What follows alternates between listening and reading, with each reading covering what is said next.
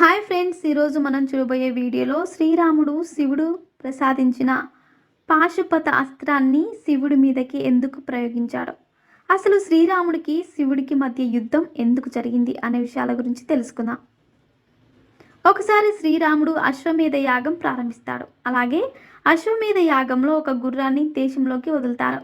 ఆ గుర్రం ఏ రాజ్యంలో అయితే ఆగుతుందో ఆ రాజ్యాన్ని ఆ యాగం చేసే రాజు తన సొంతం చేసుకుంటాడు. అలా ఎవరైతే వారి రాజ్యాన్ని ఈ యజ్ఞం చేసే వారిని అప్పగించారో వారితో అశ్వమేధ యాగం చేసే రాజు యుద్ధం చేసి ఆ రాజ్యాన్ని తమ సొంతం చేసుకుంటాడు.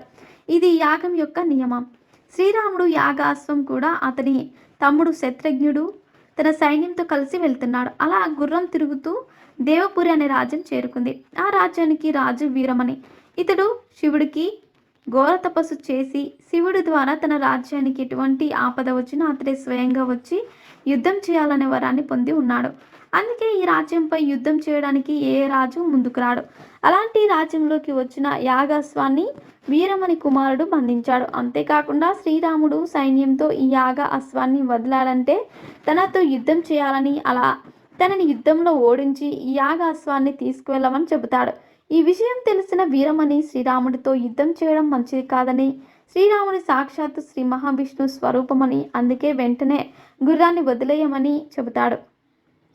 కానీ వీరమణి కుమారుడు మాత్రం ఒకసారి యుద్ధం ప్రకటించిన తర్వాత వెనక్కి తగ్గడం మన రాజ్యానికి అవమానమని చెబుతాడు. దీనితో కుమారుడి మాటలకు అంగీకరించి వీరమణి మహాశివుని ప్రార్థించాడు. దాంతో మహాశివుడు వీరభద్రుని, నంది మరియు భృంగి అలాగే తన సమస్త దేవగణాలను దేవపురికి పంపించాడు. దాంతో పరమేశ్వరుడు సైన్యానికి అయోధ్య సైన్యానికి మధ్య ఘోరమైన యుద్ధం ప్రారంభమైంది. వీరభద్రుడు శత్రుఘ్నుడితో అలాగే నంది హనుమంతునితో, భృంగి భరతుడి కుమారుడైన పుష్కరుడితో యుద్ధం చేశారు. ఆ యుద్ధంలో వీరభద్రుడు శత్రుఘ్నుడిని బంధించి పుష్కరుడి యొక్క తలను నరికేశాడు. నంది హనుమంతుడిపై పాశుపతస్త్రాన్ని ఉపయోగించాడు. దానితో హనుమంతుడు సృహ తప్పి పడిపోయాడు. ఈ విషయం శ్రీరాముడికి తెలియడంతో శ్రీరాముడు లక్ష్మణుని భరతుడిని తీసుకొని దేవపురికి వచ్చాడు. అక్కడికి వచ్చిన శ్రీరాముడు భరతుడి యొక్క కుమారుడు పుష్కరుడు చనిపోవడంతో కోపంతో దివ్యాస్త్రాలను ప్రయోగించి మొత్తం పరమేశ్వరుడు సైన్యాన్ని మూర్చపోయేలాగా చేశాడు. ఇది తెలుసుకున్న మహాశివుడు అక్కడికి వచ్చి శ్రీరాముడితో యుద్ధం చేశాడు. అలా శ్రీరాముడు మహాశివుడికి మధ్య ఘోరమైన యుద్ధం జరిగింది. ఆ యుద్ధంలో శ్రీరాముడు మహాశివుడిపై అతడు ప్రసాదించిన పాశుపతస్త్రాన్ని ప్రయోగించాడు. అది వెళ్ళి మహాశివుడి గుండెల్లో గుచ్చుకోవడంతో మహాశివుడి యొక్క కోపం అంతా తగ్గిపోతుంది. దానితో మహాశివుడు శాంతించి శ్రీరాముడితో, నీలాంటి యోధుడిని నేను ఎక్కడా చూడలేదు, నువ్వు ఈ సృష్టిలోనే శ్రేష్టమైన యోధుడు అని ఏదైనా ఒక వరం కోరుకోమని శ్రీరాముడితో మహాశివుడు అంటాడు.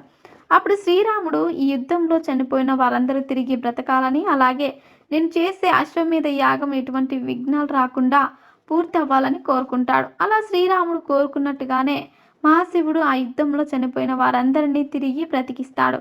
ఆ తర్వాత శ్రీరాముడు యొక్క అశ్వమేధ యాగం కూడా ఎటువంటి విఘ్నాలు లేకుండా పూర్తి అవుతుంది. సో ఫ్రెండ్స్, చూశారుగా శ్రీరాముడు మహాశివుడిపై ఎందుకు పాశుపతస్త్రాన్ని ప్రయోగించాడో తెలుసుకున్నారు. ఇలాంటి మరిన్ని విషయాలను మీరు తెలుసుకోవాలనుకుంటే వెంటనే మా ఛానల్ని సబ్స్క్రైబ్ చేసుకోండి.